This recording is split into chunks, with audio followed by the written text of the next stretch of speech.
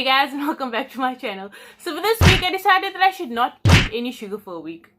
I filmed this video already and it was extremely difficult, and I'm grateful that I don't have to do it again. Initially when I started this challenge, I was like, I'm not going to add any sugar to my food and everything I eat can't contain any sugar.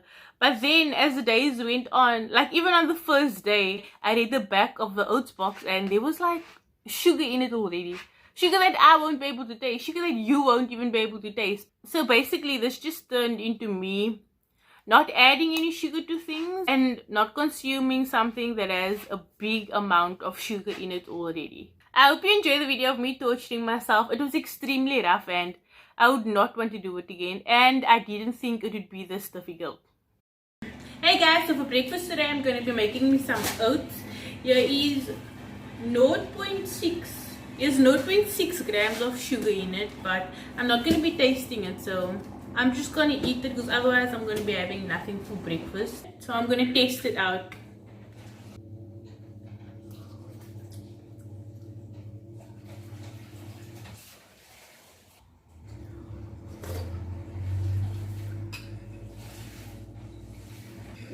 I can't taste the 0.6% of sugar at all. So another reason why I wanted to do this challenge is because I drink gas cool drink every day.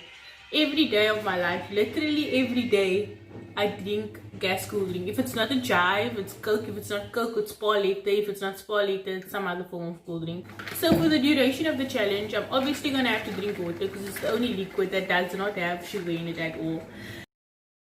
I had cucumber and scrambled egg for lunch. I missed bread so much, but it still tasted good. For supper, we ate fish fingers and bread, but I couldn't have bread, so I just had fish fingers. I've had a rough night. I went to sleep with a headache. I woke up with a headache.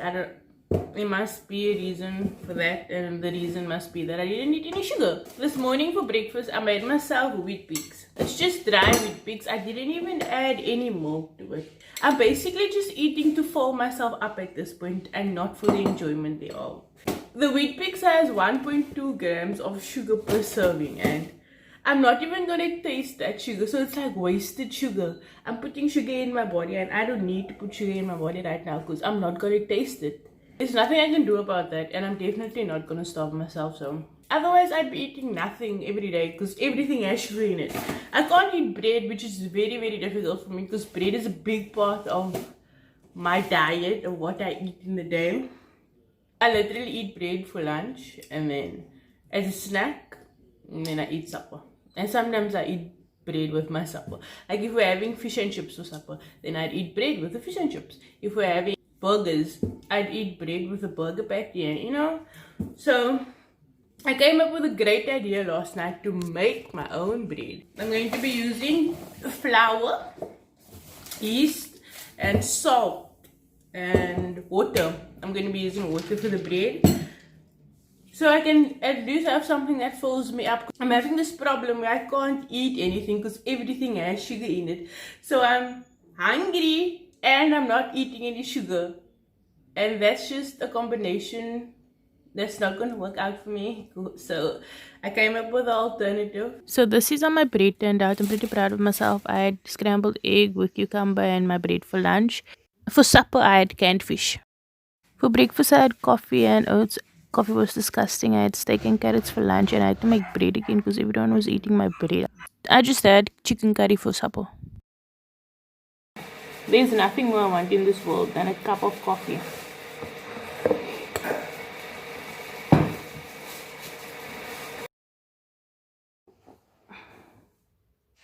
So that's how that went. I didn't know that this challenge would be that difficult. I didn't know that not eating sugar would be that difficult. I didn't know that I'd have no energy because I have no energy. I didn't know that everything has sugar in it.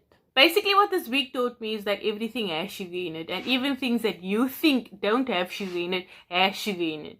I obviously failed, and Thursday was extremely rough for me.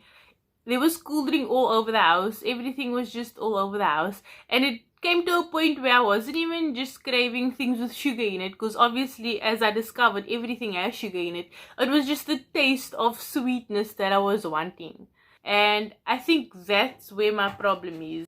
So I'm going to tell you guys the story of how I gave into my sugar craving. So I want you guys to picture this. It's a Thursday cold evening. I'm laying in bed. I'm hearing my mommy busy in the kitchen. I ask her, "What are you making?" And the response is, "I'm making sago and custard pudding." So picture this, me laying in bed, all cuddled up, getting the smell and the feel of the warmth from the kitchen. And it's one of my favorite things that's being made right now. I got up and I went to go dish me a big bowl of sago pudding. Threw lots of sugar in. Okay, I didn't throw lots of sugar in it, but I threw 3 teaspoons of sugar in it. And I ate it, and it was the best thing I've ever eaten after not having sugar for a week. It made me feel warmth inside. It cured, I don't know what cured, but it killed something inside me. And I came to the realization that maybe I should just ease into the no sugar thing and the no sweetness thing, because that would be the best. You can't just stop something forcefully and expect not to have any withdrawals. I didn't lose any weight because of it. My skin was actually getting better, and I felt like my pores was getting smaller, because I have like not the best pores. I felt my pores got smaller, but that's basically the only thing that happened to me. I thought I was going to lose 5 kilograms in a week, but that did not happen. Maybe if I did it longer, or maybe if I lost it till Friday, who knows, maybe the fat would have just disappeared from me.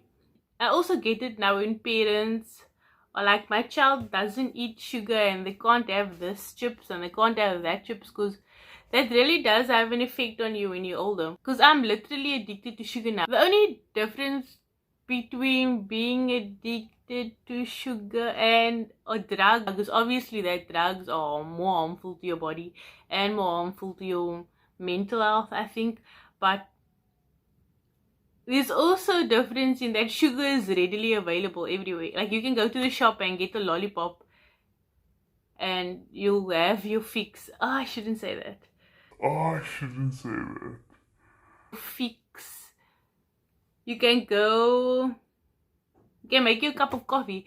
But I didn't know that the withdrawals would be that bad. I didn't know that I'd be having headaches. I never thought that I was addicted to anything until I did this challenge. Until I was standing in the kitchen, in the corner, after I was done eating and probably full, but still wanted something sweet, and I just had to eat orange on Wednesday.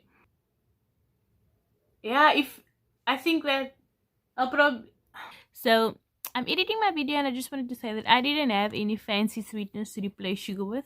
So that's why I just wanted to be like a normal video, a normal person trying to quit sugar for 7 days with access to the things that's already in my household. And I don't think the average person on the street has access to sucrose. I don't even know what it's called. And also wanted to say that I'm comparing sugar to drug use, but I obviously know that it's completely different to each other, and the effects thereof are completely different to each other. But it's the only thing that I could come up with in the moment to compare it with. So yeah. So I hope you guys enjoyed my video. So please like and subscribe and comment if you have any thoughts on the video, and comment for future things I could try out, future challenges, because I'd be happy to do that. That's the dogs in the back. They are barking while I'm trying to film a video, and it's not good for me.